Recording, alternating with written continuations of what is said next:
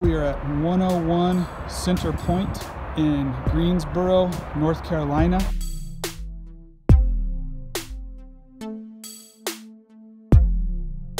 I am trying to find the company 21 Air LLC, which is believed to be smuggling weapons aboard its chartered flights into Latin America, into Valencia and Caracas in Venezuela, and into Medellin and Bogota in Colombia.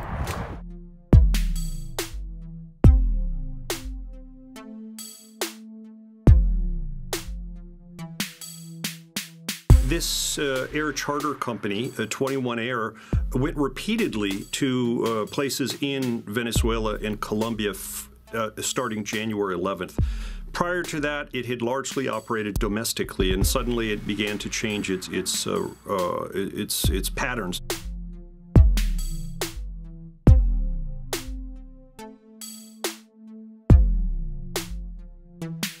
I actually learned about this from somebody who tweeted about it.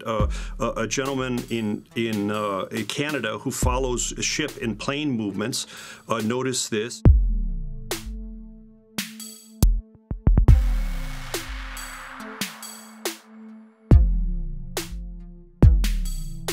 So we're going to go and take a look and see if we can find out anything. Ask some questions to the people who are working here. And it's very likely it's either working with the CIA or a front company. So we're going to try to see how this goes.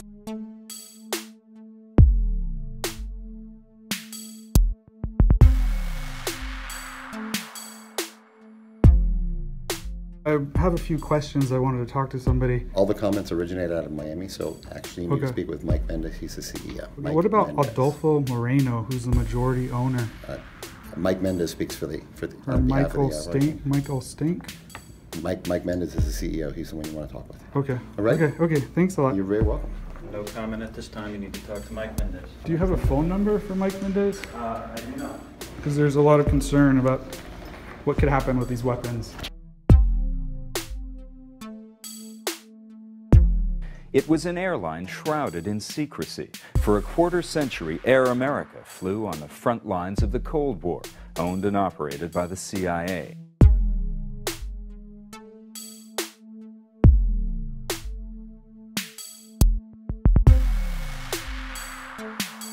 And then the U.S. did the same thing 10 years later during the Iran-Contra affair.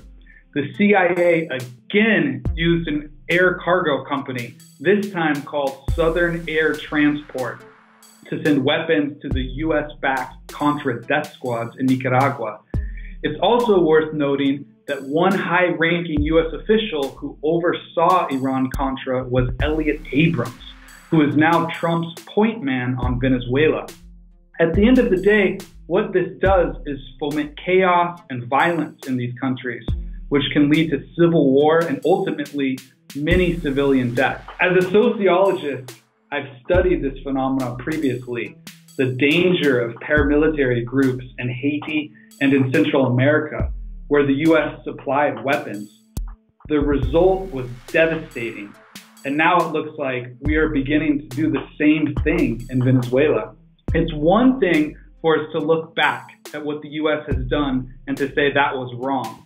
But it's another deeply disturbing thing to not only repeat those actions, but use the same tactics and appoint the same people to continue implementing these policies today.